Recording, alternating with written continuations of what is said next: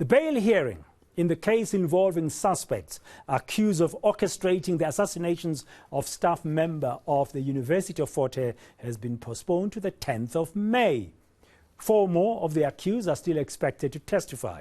Today, accused number 1, Bongani Peter, denied all allegations that were leveled against him. eNCA reporter Ronald Masinda joins me now to get us an update on Peter's testimony in court today. Good afternoon, Ronald. I understand that Mr. Peter was denying all allegations that have been leveled against him in court today, but he also made some claims against the police. Tell us more. Yes, indeed, Bratan. Well, Bongani Peter, 51-year-old, a father of 8, 7 children of which he says he supports. He says he wants to get bail because these children need his support. But the allegations that he made against police emanate from the day of his arrest, where on Good Friday, police came in unmarked vehicles at his home in the Eastern Cape, arrested him and took him to the police station. He says that he was interrogated by the police, he was assaulted, tortured during the interrogation, and he was allegedly forced to sign a form confessing to knowing the whereabouts of Petrus Roots. Petrus Roots was the fleet manager at the University of Fort Hare and someone who Bongani Peter is accused of killing.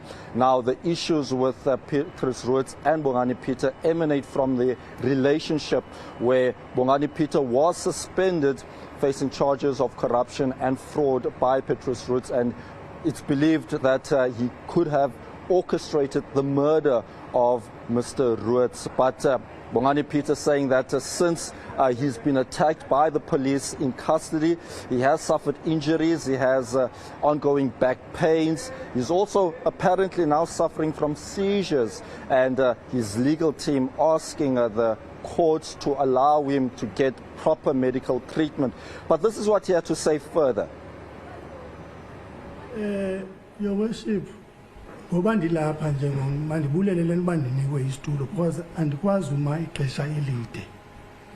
well, Your Worship, I am grateful that I am offered a chair to sit even here before court, because I cannot be able to stand for a long period of time. Masangibonga ke ngomangela enkantolo ukuthi nginikeziwe nesitulo ukuthi ngihlale phansi, angikhona ukuthi ngime ngeenyawo isikhathi eside. Okwesibini,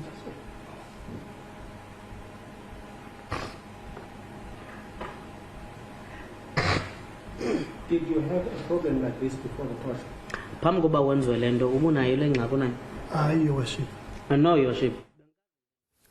So, as well I understand in court, Ronald, details of a hit list emerging. I mean, this is a worrying situation concerning what's been going on around Fort Hare University. What more can you tell us?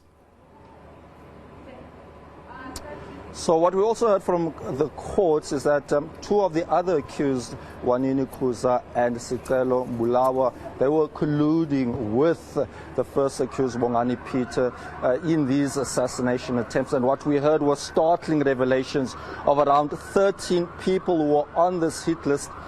And out of this 13, 5 assassination attempts were made, and 2 people subsequently lost their lives in these assassination attempts.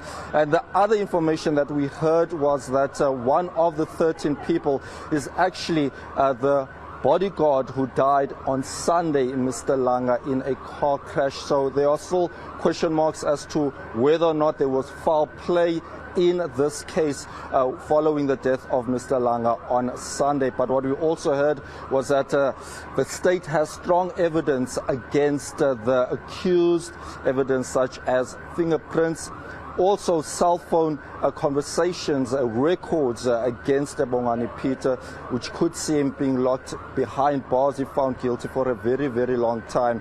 There were also allegations of pictures sent to these hitmen. 2 of them are appearing in court as part of the 5 accused. Pictures with the tags, amounts of money that was sent as a reward should these people from the University of Fort Hare be killed. So those are some of the revelations that we heard. But as you rightly said, on the 10th of May, the court case resumes here in the Nibaza court with 4 more accused expected to testify. But let's take a further listen to some of those messages that were sent during the court proceedings. Inside that jeep, there was a hit list of all the victims, 13 victims. Yaye phakathi kula drip kwakukho ilist yabantu ekufuneka bebulewe beyi-13 xa bebonke futhi ngaphakathi kuleyo drip kwakunelist yabantu ekumele ukuthi ababulawe ilezi inkabi abawu-13. And 3 of those names had your surname, this 067, as a person. Yaye abathathu kwabo bantu abo kwakukho le number yakho ibigqityobizwa apha la 07 la 067 njengomntu ekufuneka kuqhagamshelwene naye. Thina hayi andiyingqini loo nto. I do not agree with that, Your Worship. Angivumelani nalokho. Are you still saying you're not linked to the hitman? Usatsho uba akho nto ikudibanisa neenkabi ezi? Ndiva ngoku uthi zinkabi ndaqala ubabona. I only hear now that you say they are hitmen. It's my first time seeing them. Ngizwa manje uma ungitshela ukuthi baziyinkabi. Mina ngiyaqala ukubabona.